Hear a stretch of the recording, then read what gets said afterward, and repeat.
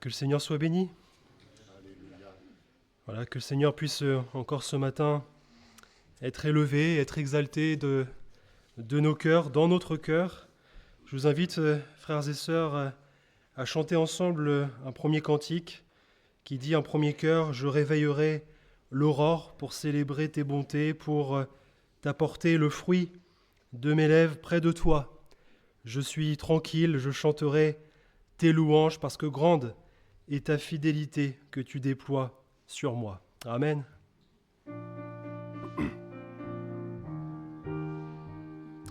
Je réveillerai l'aurore pour célébrer tes bontés. Je t'apporterai, ô Seigneur, le fruit de mes lèvres. Près de toi je suis tranquille, je chanterai tes louanges. Grande est la fidélité que tu déploies sur moi. Je veux te louer et t'adorer à jamais. Je veux te louer, t'aimer de plus en plus. Je veux te louer et t'adorer à jamais. Je veux te louer, Seigneur. Je réveillerai l'aurore pour célébrer tes bontés.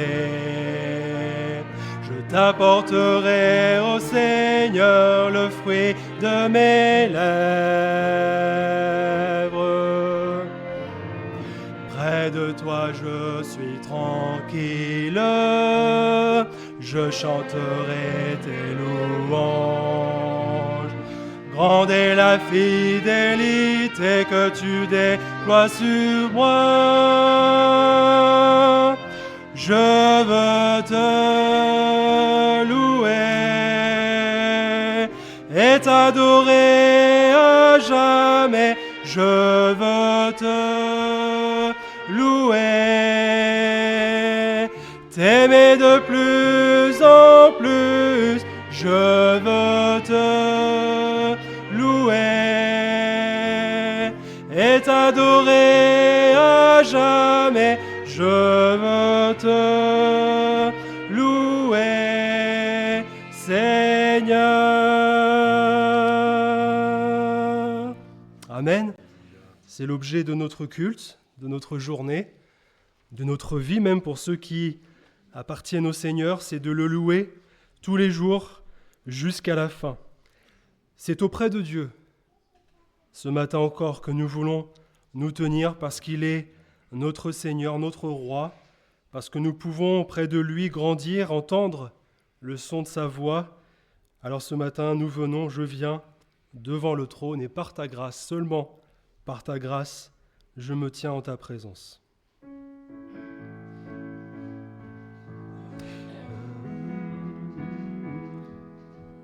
C'est auprès de Dieu que je veux me tenir. Il est mon Seigneur, mon Roi. C'est auprès de Dieu que je peux ressentir tout l'amour qu'il a pour moi. C'est auprès de Dieu que je voudrais grandir, entendre le son de sa voix. Je viens devant le trône, par ta grâce je me tiens, en ta présence je lève les les yeux vers le lieu saint pour contempler ta face. Je veux rester près de toi. C'est auprès de Dieu que je veux me tenir. Il est mon Seigneur, mon roi. C'est auprès de Dieu que je peux ressentir tout l'amour qu'il a pour moi. C'est auprès de Dieu que je voudrais grandir, entendre le son de sa voix. Je viens devant le trône, par ta grâce je me tiens, en ta présence je lève les yeux vers le lieu saint pour contempler ta face. Je veux rester près de toi. Amen. Quelle grâce nous avons de connaître celui qui nous a sauvés, celui qui nous a rachetés, celui qui nous a amenés dans cette position en Christ, dans les lieux célestes. C'est vrai qu'avec ce prochain cantique, j'aimerais que l'on chante ensemble, c'est chanter la gloire, mais aussi la fidélité de Dieu. Parce que Dieu est fidèle, frères et sœurs. Dieu est fidèle, il est bon, et cette bonté, elle se renouvelle chaque jour envers nous. Chaque matin, ses compassions nous sont données. Tous mes besoins, c'est ta main qui les comble. Oui, ta joie, ton pardon en abondance, ta présence en mon cœur, ta chaude voix, ta force à chaque pas, ton espérance par ta fidélité. Tout est à moi. Amen.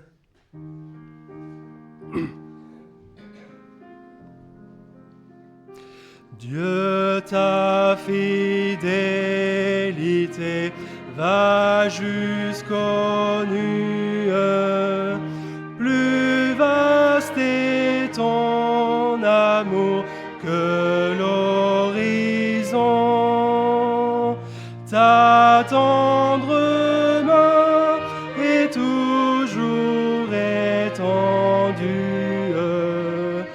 Inépuisable est ta compassion. Dieu, ta fidélité, ton immense bonté se renouvelle envers moi chaque jour. Tous mes besoins, c'est ta main qui les comble. Dieu, ta fidélité durera toujours. Renouveau du printemps hors de l'automne, neige hivernale ou saveur de l'été, tout l'univers à ta louange entonne, l'hymne à ta grâce, à ta fidélité. Dieu, ta fidélité, ton immense bonté se renouvelle envers moi chaque jour. Tous mes besoins, c'est ta main qui les comble. Dieu, ta fidélité bonté durera toujours. Ta joie et ton pardon en abondance, ta présence en mon cœur, ta chaude voix, ta force à chaque pas, ton espérance, par ta fidélité, tout est à moi. Dieu, ta fidélité, ton immense bonté se renouvelle envers moi chaque jour. Tous mes besoins, c'est ta main qui les comble. Dieu, ta fidélité durera toujours. Amen. Nous avons vraiment cette grâce de savoir qu'on peut toujours compter sur Dieu. Je le partageais avec les jeunes hier, mais avec ce merveilleux psaume 46 qui dit que Dieu est pour nous un refuge, un appui, un secours qui ne manque jamais. Rien que pour ça, frères et sœurs, nous ne pouvons pas ce matin ne pas lui dire merci, ne pas le remercier pour tout ce qu'il est à nos vies et à nos cœurs. Alors chantons ensemble aussi ce numéro 552 qui dit « Prosternez-vous devant votre roi, adorez-le de tout votre cœur et faites monter vers lui des chants de gloire. » Parce que oui, il est fidèle, mais il a tout accompli pour nous. Il a donné sa vie pour nous. Il n'est pas un Dieu lointain, il n'est pas un Dieu vain, il est le Dieu vivant, le Dieu qui vit en nous et qui vit de toute éternité.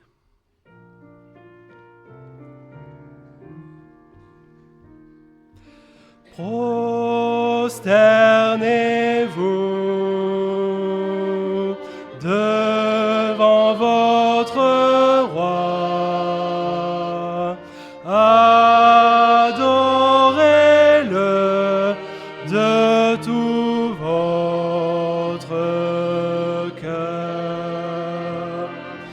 Faites monter vers sa majesté des chants de gloire pour votre roi des rois. Prosternez-vous devant votre roi, adorez-le de tout votre cœur. Faites monter vers sa majesté des chants de gloire pour votre roi des rois. Je ne sais pas si en ce moment notre pasteur est dans le culte. Je ne sais pas à quelle heure il commençait. En tout cas, il vous salue. On sait qu'il est bien arrivé, que ça se passe très bien là-bas, que le Seigneur vraiment les bénisse, qu'ils soient en bénédiction les uns avec les autres, les uns pour les autres. Que le Seigneur aussi bénisse notre frère Jean-Claude à Rouen. Que le Seigneur bénisse tous ceux qui sont réunis en son nom ce matin. Quel que soit le lieu, quel que soit le pays, le Seigneur est grand, le Seigneur est au milieu de son peuple et au milieu de ceux qui invoquent son nom.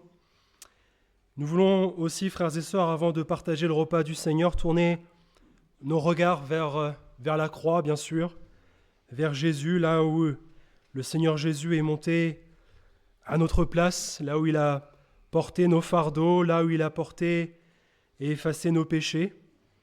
Sur le mont du Calvaire, il était une croix où Jésus souffrit tant de douleurs, et c'est par cette croix, uniquement par cette croix, que nous pouvons être sauvés, et c'est uniquement par cette croix aussi que nous voulons entrer dans la présence de Dieu.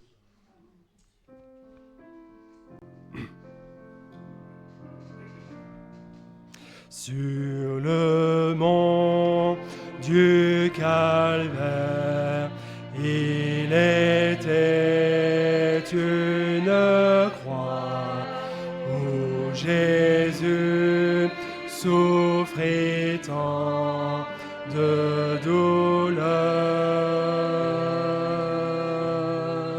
Oui, c'est là qu'il mourut sur cet infâme bois pour sauver le plus vil des pécheurs.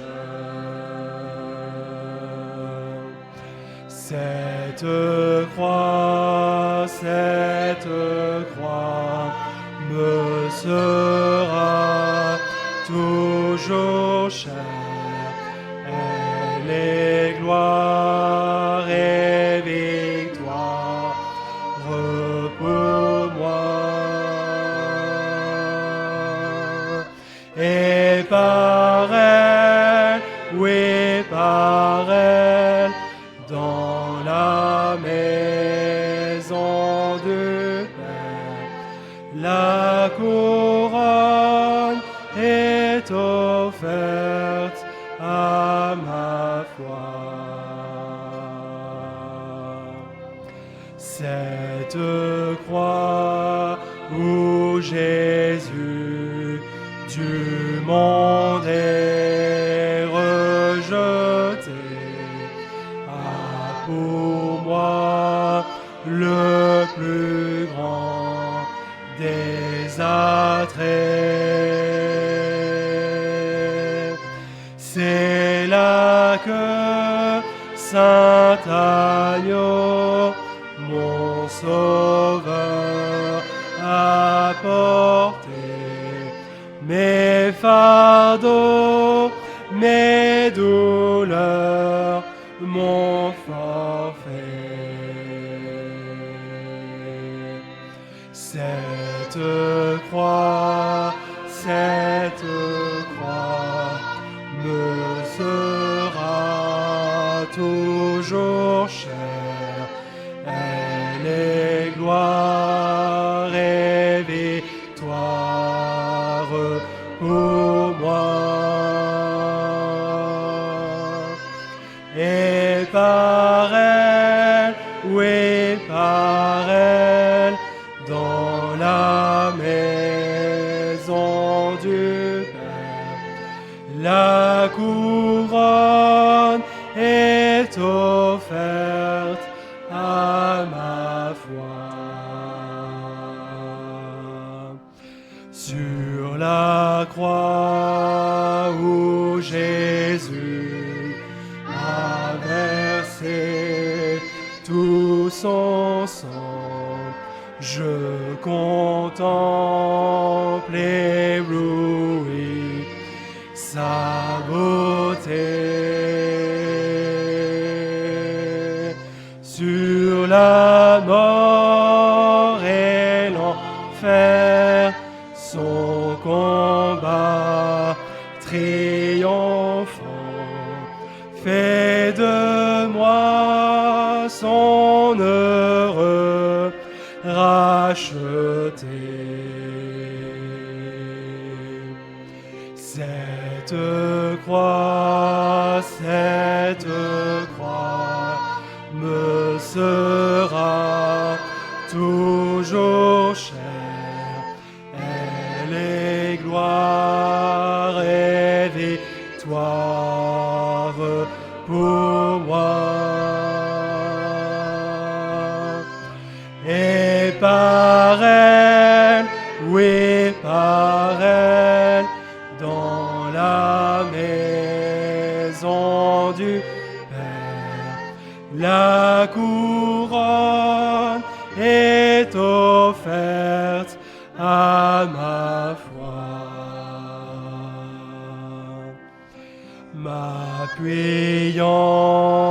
avec foi sur la croix de Jésus, son opprobre, je veux le porter jusqu'au jour bienheureux où parmi les élus dans le ciel je pourrai l'exalter. Cette croix me sera toujours chère. Elle est gloire et victoire pour moi. Et par elle, oui par elle, dans la maison du Père, la couronne est offerte à ma foi. Gloire à Dieu. À mon tour, je vous souhaite une chaleureuse et fraternelle bienvenue dans la maison du Seigneur. Un grand merci à mon cher et jeune frère Julien pour ses chants. J'aimerais lui dire qu'il n'y a pas besoin d'avoir de coffre pour avoir le Saint-Esprit. Merci pour les chants qu'il a choisis. Merci pour l'onction de Dieu. Bon, j'ai un peu plus de coffre, mais un coffre qui vieillit. Beaucoup de nos frères et sœurs le ressentent aussi au milieu de nous. Cependant, il y a quelque chose qui ne vieillit pas, c'est la parole de Dieu. Elle demeure éternellement. Je vous invite à l'ouvrir dans le premier livre des Rois, au chapitre 19. Premier livre des Rois, au chapitre 19 et au verset 1er.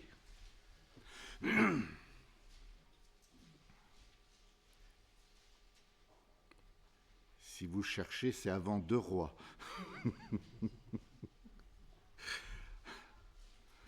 Un Roi, chapitre 19, verset 1er. Akab rapporta à Jézabel tout ce qu'avait fait Élie et comment il avait tué par l'épée tous les prophètes. Jézabel envoya un messager à Élie pour lui dire que les dieux me traitent dans toute leur rigueur si demain à cette heure je ne fais de ta vie ce que tu as fait de la vie de chacun d'eux. Élie, voyant cela, se leva et s'en alla pour sauver sa vie. Il arriva à Béer-Shéba, qui appartient à Juda, et il y laissa son serviteur. Pour lui, il alla dans le désert où, après une journée de marche, il s'assit sous un genêt et demanda la mort, en disant « C'est assez. Maintenant, Éternel, prends mon âme, car je ne suis pas meilleur que mes pères. » Il se coucha et s'endormit sous un genêt.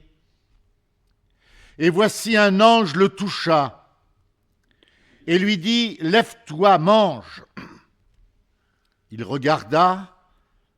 Il y avait à son chevet un gâteau cuit sur des pierres chauffées et une cruche d'eau. Il mangea et but, puis se recoucha. L'ange de l'Éternel vint une seconde fois le toucha et dit « Lève-toi, mange, car le chemin est trop long pour toi. » Il se leva, mangea et but, et avec la force que lui donna cette nourriture, il marcha 40 jours et 40 nuits jusqu'à la montagne de Dieu à Horeb. Amen. J'ai donné comme titre à ce message « Dieu déploie tout son amour et toute sa puissance pour celui qui est découragé. » Je ne sais pas si au milieu de nous, il y a ce matin une découragée ou un découragé. Ce que je sais, c'est que le regard de Dieu est sur elle et sur lui. Nous avons, peut-être pas vous, mais j'ai connu ces moments de découragement. Ces moments où tout semble obscur, tout semble perdu. Ces moments où, après avoir vécu avec Dieu des moments extraordinaires, des temps extraordinaires, nous passons par cette vallée de l'ombre et de la mort, le découragement. Ces moments où le moindre obstacle, le plus petit obstacle, devient pour nous, à nos yeux, une montagne insurmontable, où nous sommes amenés à dire « Mais Seigneur, mais qu'est-ce que je t'ai fait pour qu'il m'arrive toutes ces catastrophes les unes après les autres ? Mais Seigneur, qu'est-ce que j'ai pu faire de mal pour que je passe par ces temps difficiles ? » Rien. C'est le chemin que traverse l'homme sur cette terre, mais il peut le traverser avec la grâce de Dieu, avec le secours de Dieu. Ce temps de découragement, c'est ce qu'est en train de vivre Élie le prophète, Élie l'homme de Dieu, Élie ce serviteur fidèle de Dieu, Élie ce serviteur qui un temps n'aura pas peur de l'adversité, de l'adversaire, mais va le combattre. Alors j'aime beaucoup la parole de Dieu parce qu'elle est claire. L'auteur de l'épître de Jacques, donc Jacques, dira au chapitre 5 et au verset 17, et ça me tranquillise, Élie était un homme de la même nature que nous. Ça me tranquillise. Parce que si Élie a connu le découragement, il ne faut pas que je me décourage d'avoir du découragement. C'est un homme de la même nature que nous. Quel encouragement, la vie d'Élie. Alors j'aimerais vous parler d'Élie. Nous n'avons pas le temps de le lire, mais vous êtes habitués de la parole de Dieu, vous pourrez le relire à la maison dans les 2 chapitres précédents. Il nous est parlé d'Élie. D'abord, Élie, ça veut dire « mon Dieu, c'est l'Éternel ». Alors je vous regarde les unes, les uns après les autres, vous êtes des Élie. Parce que si Élie veut dire « mon Dieu, c'est l'Éternel », ben moi je peux dire ce matin avec vous « notre Dieu, mon Dieu, c'est l'Éternel ». C'est celui qui m'a envoyé, m'a donné Jésus pour qu'un jour je m'offre à lui, recevant sa vie éternelle, sa vie divine, Et je crois qu'il y a dans les veines de notre corps un liquide divin qui coule. C'est la parole de Dieu, c'est l'onction de Dieu, c'est la vision de Dieu, c'est la bénédiction de Dieu. Alors, Élie va être amené sur la scène biblique à son époque, et le ministère d'Élie commence d'une manière extraordinaire. Au chapitre 17 et au verset 1er, il y va de par sa communion avec Dieu, et il se présente devant le roi Akab. Vous connaissez l'histoire. Se présenter devant le roi Akab, c'est, si on ne lui dit pas ce qui lui plaît, c'est passer par le fil de l'épée. Élie ne va pas craindre Akab. Élie ne va pas avoir peur d'Akab parce qu'il a un ordre de Jésus. Et nous avons reçu l'ordre de Jésus dans nos cœurs, dans nos vies. J'aimerais m'arrêter quelques secondes sur Akab. Akab veut dire un frère du père, ou encore un oncle. Dieu n'a pas de frère du père. Dieu n'a pas d'oncle. Dieu n'a que des fils et des filles. C'est pourquoi Élie ne va pas avoir peur d'Akab, parce qu'il est fils de Dieu. Et il va se présenter devant Akab. Et il va annoncer, vous le savez, une sécheresse. Fallait avoir reçu une sacrée parole de Dieu pour que Élie, je ne sais pas quel âge il avait, mais il n'était pas âgé, Élie, se présente devant le roi Akab et va lui dire, à partir de maintenant, sur ma parole, il ne va plus tomber une goutte d'eau.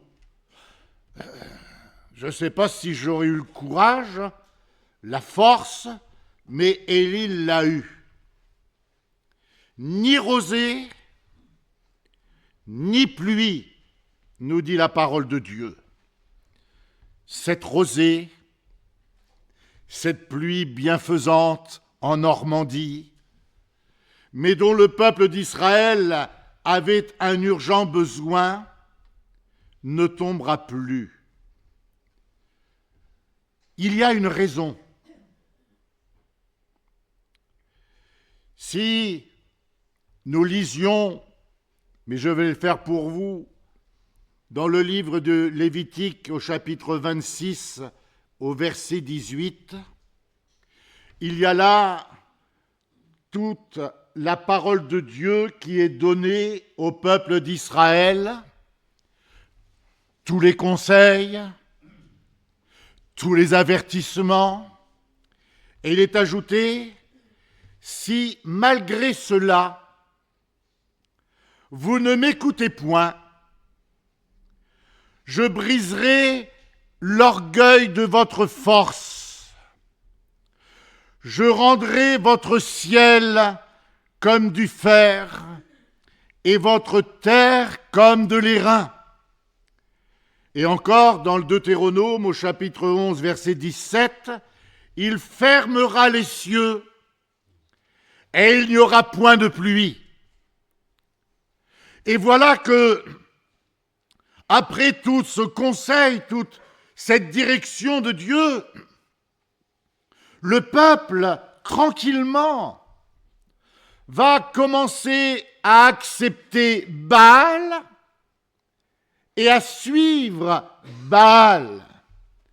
D'où l'intervention divine au travers d'Élie devant le roi Akab qui prône que le péché c'est rien du tout, Dieu nous aime, il nous pardonne, vous cassez pas la tête, vous pouvez faire ce que vous voulez, vous pourrez vous mettre ensuite aux genoux du Seigneur Jésus et lui demander pardon, il vous pardonnera parce qu'il est amour. C'est faux. Si je joue avec le péché, c'est la mort. C'est son salaire, la mort au péché. Pourquoi ? Parce que Dieu va revenir. Alors bien sûr, si vous êtes dans une phase de sainteté, gloire à Dieu. Mais je ne sais pas comment vous êtes, on passe de la sainteté au péché, de la sainteté au péché. Comment vous vivez la vie ? Vous êtes toujours dans la sainteté ? Oh, il nous faut vivre sous le sang de Jésus. Son sang qui nous lave, qui nous purifie et qui nous assure l'entrée dans la vie éternelle. Alors Élie va dire à Akab, à partir de maintenant, à cause de vos péchés, il n'y aura plus ni rosée, ni pluie. Bon, ça c'est fait. Puis en obéissance à Dieu, Dieu lui dit maintenant, va te cacher au torrent de Kérit, parce que tu risques la colère d'Akab. Alors sur le conseil de Dieu, il va aller au torrent de Kérit pour affronter ce temps de sécheresse. Il va vivre des moments, j'aurais envie de les vivre avec vous ce matin, demain et après-demain. Tous les jours, Dieu va lui envoyer des corbeaux qui lui apportent du pain et de la viande. Pas du pain rassis, pas de la viande rassie, du pain frais et de la viande fraîche. Et la parole de Dieu nous dit que les corbeaux viennent le matin et ils viennent le soir. Oh, il est en train de vivre le miracle de Dieu. Il est en train de traverser le miracle de Dieu. Il est en train de connaître des temps de bénédiction extraordinaires. Gloire à Dieu pour Élie. Puis à un moment donné, il va y avoir une conséquence de ce qu'il a dit au roi Akab qu'il n'y aurait plus de pluie. Le torrent va tomber à sec. Et quand le torrent fut à sec, Dieu a un autre plan de bénédiction pour lui. Il l'envoie dans un lieu de refuge, Sarepta. Sarepta, c'est ça sa signification, lieu de refuge. Parce que dans toutes nos épreuves, Jésus a un lieu de refuge. Nous pouvons venir à ses pieds. Nous pouvons nous approcher de lui matin, midi, soir et la nuit. Notre Dieu est notre refuge. Oui, il va aller à Sarepta. Sarepta, c'est une ville située dans un territoire contrôlé par le beau-père de Jézabel, Ed-Baal, qui veut dire avec Baal. Ce qui veut dire que dans le monde, dans la pourriture du monde, il y a un refuge pour l'enfant de Dieu. Il y a un refuge pour la fille est le Fils du Dieu vivant et vrai.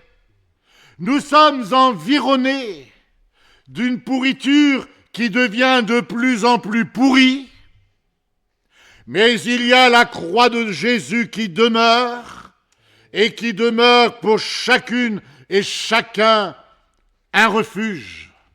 Et même dans ce contexte plus qu'hostile, Dieu va manifester sa gloire et sa puissance par 2 fois.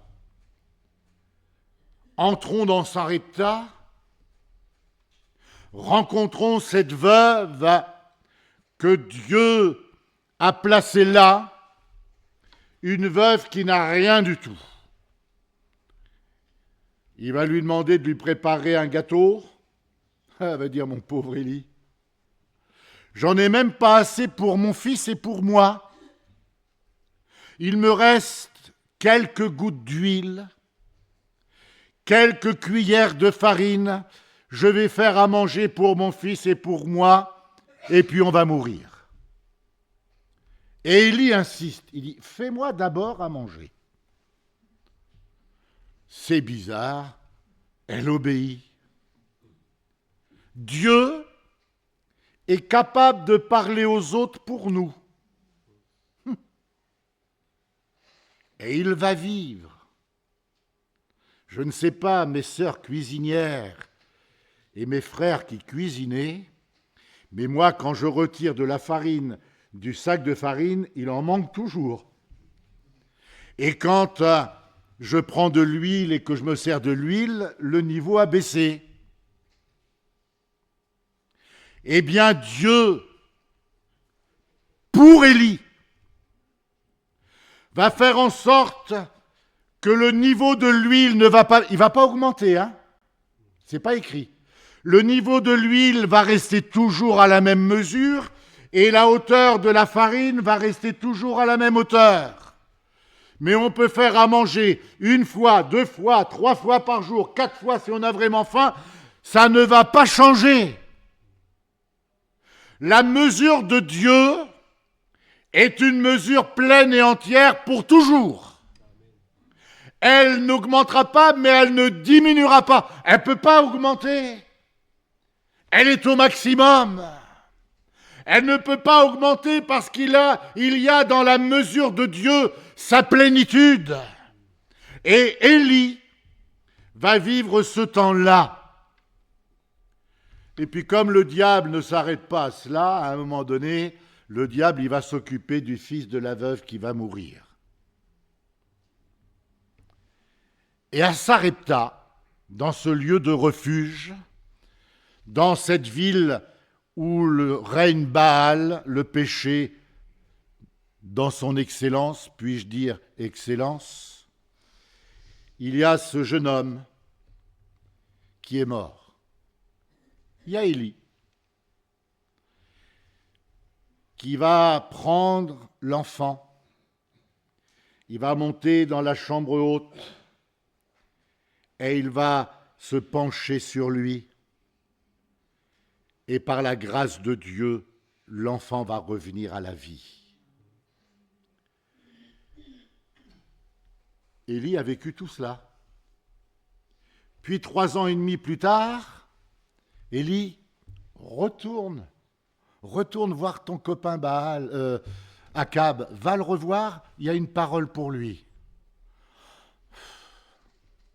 Pendant 3 ans et demi, il a parcouru des chemins où il se cachait sur le conseil de Dieu, des réprimandes d'Akab, et à un moment donné, Dieu te dit, tu retournes le voir. Il retourne le voir. Et il va lui dire, à partir de maintenant, je raccourcis, à partir de maintenant, il va pleuvoir. Et qu'est-ce qui s'est passé? Il a plu. Vous voyez?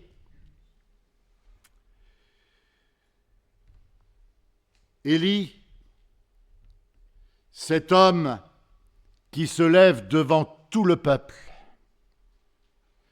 Élie, qui se lève devant les 450 prophètes de Baal et les 400 prophètes d'Astarté, va lancer un défi. et vous le connaissez. Seulement avant de lancer le défi, Élie va dire au peuple de Dieu, « Jusqu'à quand boiterez-vous » Une autre version dit « Jusqu'à quand clocherez-vous des deux pieds » Si l'Éternel est Dieu, allez après lui. Si c'est Baal, allez après lui. Mais enfin, à un moment donné, faites votre choix. C'est ce qu'il leur dit. Et la réponse du peuple est terrible. Le peuple ne lui répondit rien. Comme quoi, dans le peuple racheté, il y a une part qui ne répond rien. C'est tellement plus facile d'avoir, quand on a besoin, un pied dans la maison de Dieu, et puis, j'y retournerai bien, un pied dans le monde. Élie va connaître tous ces temps-là et il va en sortir victorieux. Je ne sais pas si je peux réaliser humainement qu'après la victoire éclatante et étincelante de Dieu devant ce sacrifice sur cet autel où Élie va se moquer des prophètes en disant « Mais votre Dieu, peut-être qu'il est parti en vacances, peut-être qu'il dort, peut-être qu'il se repose, peut-être qu'il est sourd, peut-être qu'il est muet. » Et puis ils vont se faire des circoncisions. Rien du tout. Pas de son, pas d'image. Et ça a duré du matin au soir. Puis à un moment donné, Élie prend la parole et il dit au peuple, « Écoutez, je vais prier Dieu. » Et une fois qu'Élie a fini de prier, Dieu va se manifester par un feu extraordinaire en brûlant l'autel, en brûlant le taureau, en faisant fondre l'eau. Plus rien. Et là, l'Éternel est Dieu, l'Éternel est Dieu, l'Éternel est Dieu. Tout le monde dit l'Éternel est Dieu. Ça ne durera pas longtemps. Élie a connu ces moments-là. Il a vécu à plusieurs reprises la manifestation de la puissance de Dieu. Et il arrive au mont Carmel qui est juste en face du torrent de Kison. Et c'est là qu'il est dit, Élie se penchant contre terre et après avoir prié cette fois, Dieu va répondre par un petit nuage, ce qui suffira comme réponse de Dieu. Et là, j'admire les petites précisions de Dieu. Élie va courir une trentaine de kilomètres. C'est la distance qui sépare le mont Carmel de Jezréel. Il va courir devant le char du roi Akab. Malgré sa position spirituelle, malgré ce qu'il vient de vivre, il va témoigner de sa loyauté vis-à-vis du roi du peuple d'Israël. C'est ce qui se faisait à cette époque-là, par loyauté, on courait devant le char du roi, et c'est ce qu'Élie va faire. Voilà Élie. Si ça s'arrêtait là, ce serait bien. Et nous arrivons au chapitre 19 que nous avons lu. Le roi Akab va raconter toute cette belle histoire à sa femme Jézabel, qui, elle, avait déjà fait tuer des prophètes de Dieu. Et Jézabel va faire dire par un commissionnaire qui va parler devant Élie. Vous avez lu, hein? Que les dieux me traitent dans toute leur rigueur, si demain à 7 heures, je ne fais de ta vie ce que tu as fait de la vie de chacun d'eux. Il vient de les égorger, hein. Les 450 prophètes de Baal et les 400 prophètes d'Astarté sont passés au fil de l'épée. Élie, voyant cela, c'est pas la peine, Seigneur, que tu me fasses faire tout ce chemin-là. À quoi ça sert, Seigneur, que je te sois resté fidèle? À quoi ça sert, Seigneur, de marcher dans tes voies? Regarde ce qui m'arrive. Lui, il pensait qu'après toute cette manifestation de la puissance de Dieu, le diable irait se cacher dans sa tanière qui ne bougerait plus jamais. Bien au contraire. Bien au contraire. Élie tombe dans le découragement le plus total. Les victoires surnaturelles du chapitre 17 et 18 et la manifestation de sa foi vis-à-vis de Dieu vont faire place à la peur et au découragement. Voyant cela, Élie va rappeler à son âme ce qu'a fait Jézabel au prophète de Dieu, et il se dit, il va m'arriver la même chose pour moi.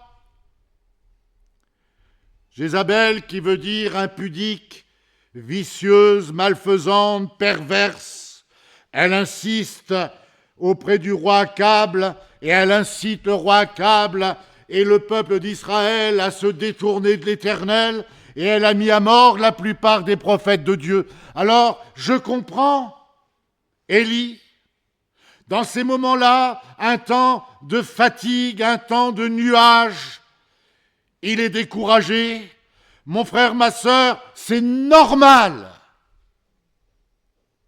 que tu passes par le découragement. Il n'y a pas de honte à être découragé. Il n'y a pas de manque de spiritualité à être découragé. Ce n'est pas parce que tu es devenu plus pécheur que tu es découragé. Et ce n'est pas parce que tu es saint que tu n'es pas découragé. J'aimerais dire à un frère, à une sœur ce matin qui est découragé que c'est la marche normale de l'enfant de Dieu. Vous allez me dire, mais qu'est-ce qu'il est en train de dire? Mais oui, il y a des temps, j'ai l'impression d'entendre mon pasteur Charles Zé, il y a des temps où tout nous porte. Puis il a ajouté, il y a des temps où nous portons tout. Et dans ces moments-là, tout nous accable. Il y a du découragement. On se dit, Seigneur, ça fait des années que je marche dans tes voies, que j'essaie d'être fidèle à toutes les réunions, que je lis ta parole, que j'essaie d'être fidèle dans la prière. Ah ben là, j'en peux plus. Oui. Ces moments où sous nos pieds, le sol est mouvant, le sable est mouvant, où nos certitudes nous quittent, où nos certitudes ne sont plus des certitudes. Élie est profondément découragé. Voyant cela, qu'est-ce qu'il voit? Il voit ses espoirs brisés, il contemple ses déceptions, il voit sa fatigue, et il fait appel à Dieu, pas pour s'en sortir, il fait appel à Dieu pour mourir. Seigneur, maintenant laisse-moi, j'en peux plus.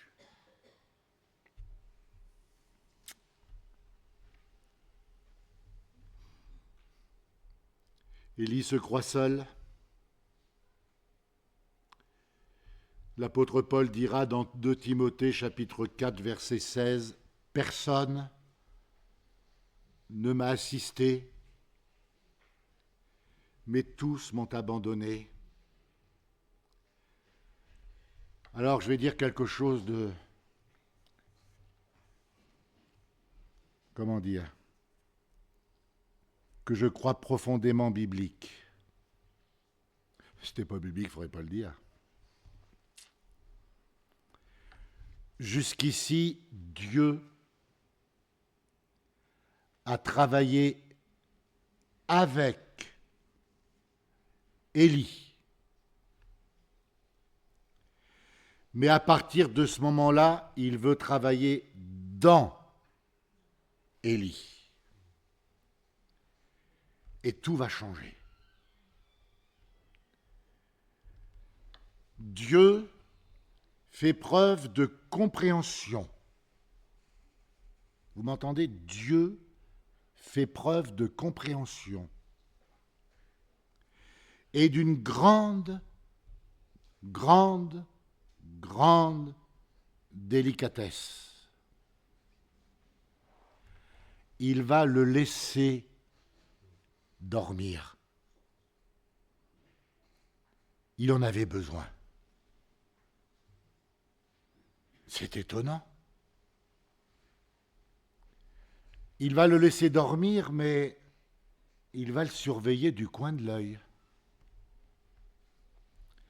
Puis une fois qu'il s'est dit, le découragement, le sommeil, ça suffit,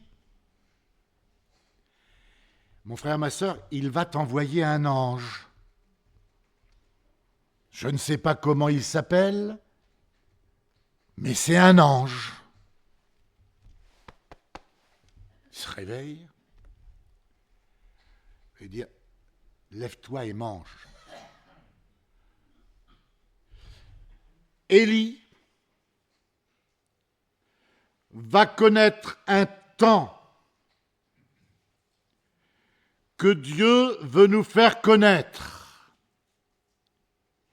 Il a mis, mon frère, ma sœur, à côté de toi. Écoute bien. Il a mis, mon frère, ma sœur, dans tes heures les plus sombres. À côté de toi, une pierre chauffée.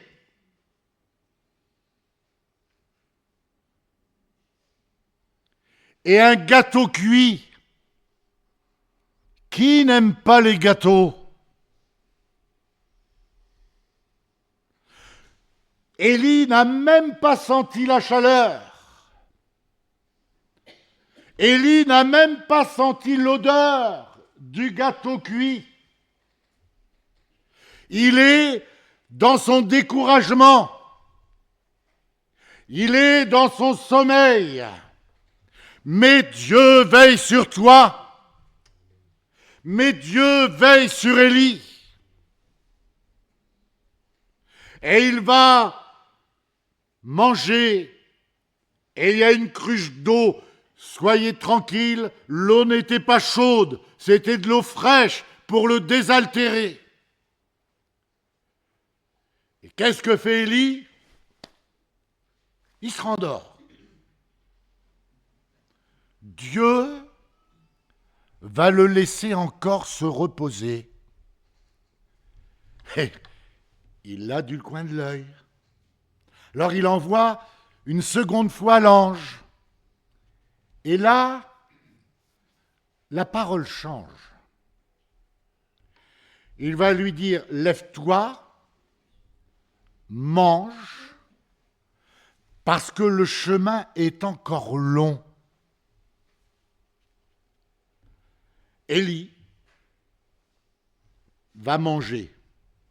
Je ne sais pas ce qu'il y avait dans le gâteau. Certainement, Bichon, que dans la nourriture, tu n'as pas mis ce qu'a mis le Seigneur dans le gâteau. Ce n'est pas un reproche.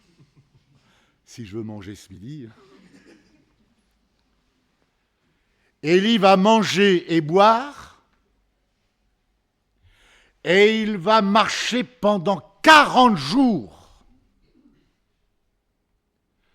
Et c'est important, les 40 jours. Le chiffre 40 dans la parole de Dieu, c'est le chiffre de l'épreuve. Élie va pouvoir marcher au travers de l'épreuve avec la force et la puissance que donne la nourriture de Dieu. Il va être vainqueur après avoir été découragé. Mon frère, ma sœur, ce matin, il y a de la part de Dieu pour toi une pierre chauffée, un gâteau cuit, une cruche d'eau. Je t'en prie, mange et bois, parce que le chemin est encore long et celui qui est avec toi ne t'abandonnera jamais. Oh, il y a ce gâteau. Et j'oserais dire, faire un jeu de mots, il y a ce cadeau de Dieu pour chacune de nos vies, pour chacun de nos cœurs.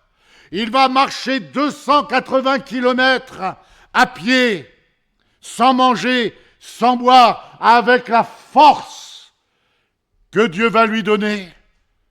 Mon frère, ma sœur, ce matin, si tu es découragé, Dieu a préparé pour toi la délivrance. Nous l'avons vécu dans nos foyers respectifs, à maintes et maintes reprises, quand tout nous abandonnait. Quand nous n'avions plus de solution. Je me souviens, je vais le répéter, mais c'est le privilège de la vieillesse. Je me souviens quand pendant 4 ou 5 ans, nous avons eu à nos trousses, excusez-moi l'expression, le banquier, parce que nous avons connu dans l'entreprise des temps plus que difficiles. Il y a toujours eu une pierre chauffée et un gâteau cuit de la part de Dieu. Il répond au temps favorable. Il répond au moment où tout semble s'écrouler. Mais non, mon frère, ma sœur, il a son œil sur toi. Comme l'a dit Gilles il y a quelque temps quand il a parlé du regard de Dieu, il ne sommeille ni ne dort, celui qui veille sur ta vie.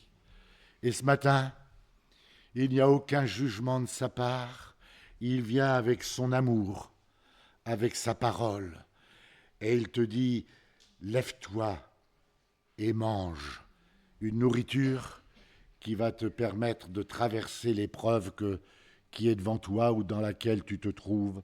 C'est ce que Dieu veut pour chacun et chacune d'entre nous. Amen. Ô Seigneur, pour ma sœur ou pour mon frère qui est découragé, Seigneur, je veux bénir ton nom, parce qu'il y a un secours qui vient de l'Éternel, il y a une grâce qui vient de Dieu, il y a cette pierre chauffée, il y a ce gâteau cuit, il y a cette cruche d'eau pour chacune et pour chacun. Oh, je bénis ton nom de ce que nous pouvons quitter ce matin ta maison avec la force de Dieu, avec l'assurance de la grâce de Dieu. Seigneur, pour tout cela, je loue et je bénis ton nom. Qu'à toi seul, Seigneur, en revienne toute la gloire. Amen.